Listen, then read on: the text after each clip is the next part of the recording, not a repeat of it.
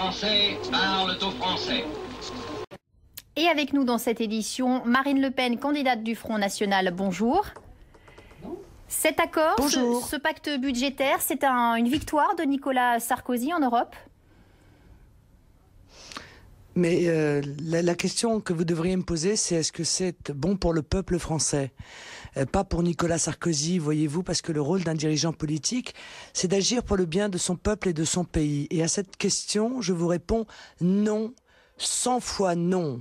Cet accord est un véritable drame pour le peuple français, puisqu'il va être condamné à la décroissance, à l'explosion du chômage, à la multiplication des cures d'austérité qui vont être terrifiantes, à la baisse du pouvoir d'achat.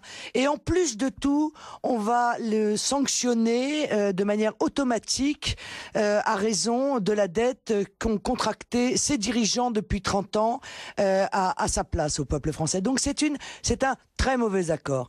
Deuxièmement, c'est l'abandon de la souveraineté de la France. Nicolas Sarkozy, pour des raisons électoralistes, vient de juste brader ce qu'il restait au peuple français de liberté pour en faire une sorte d'esclave des marchés financiers, puisque l'intégralité du peu, hélas, sur cette direction de richesse que nous créons, va être réservée pour pouvoir rembourser les marchés financiers cupides auprès desquels on nous a forcés à emprunté depuis maintenant 30 ans. Vous pensez comme Jean-Pierre Chevènement qu'il aurait fallu faire un référendum? Enfin, écoutez, c'est quand même la moindre des choses. Il y a quand même un certain nombre de pays qui demandent un délai pour ne serait-ce que en parler devant leur parlement. Nous, non seulement il n'y a pas de référendum, ce qui évidemment devrait être le cas, il n'y a que le peuple français qui est souverain, voilà. Et ça, c'est une réalité que Nicolas Sarkozy nie. Cette Union européenne est une Union soviétique européenne. Elle est en train de s'imposer, non pas sans les peuples, mais contre les peuples.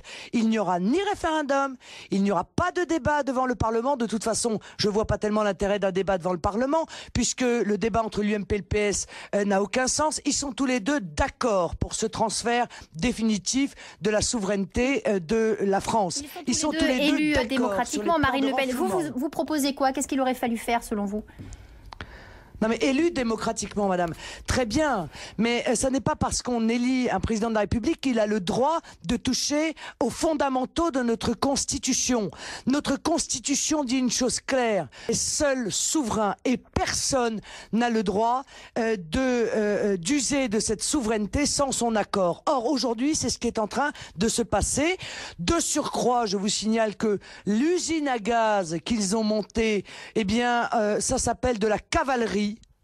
C'est l'avocate qui vous parle et l'on sait comment ça se termine, la cavalerie, ça se termine en général très mal. Alors, écoutez, clairement, ils ont cherché à nouveau, au bout de ce 6e sommet pour sauver l'Europe, parce que ça fait 6 fois qu'on nous fait le coup quand même du sommet de la dernière chance. Ils gagnent encore du temps, ce temps coûte de plus en plus cher, c'est pas grave, c'est pas eux qui le payent, ce sont les peuples qui vont payer ce temps supplémentaire, et tout ça pour arriver jusqu'aux élections, parce qu'un certain nombre espèrent que grâce à cela, ils vont pouvoir se faire réélire. Le jour où les Français vont se rendre compte de la gravité de ce qui a été décidé sans leur accord cette nuit, eh bien croyez-moi, Nicolas Sarkozy ni même M. Hollande ne sont pas prêts d'être réélus pour l'un ou élus pour l'autre. Merci beaucoup Marine Le Pen, merci beaucoup. Veuillez écouter tout d'abord quelques messages personnels. Gabriel garde l'anonyme. Le manchot la serre dans ses bras. Nous disons le manchot la serre dans ses bras 2 fois.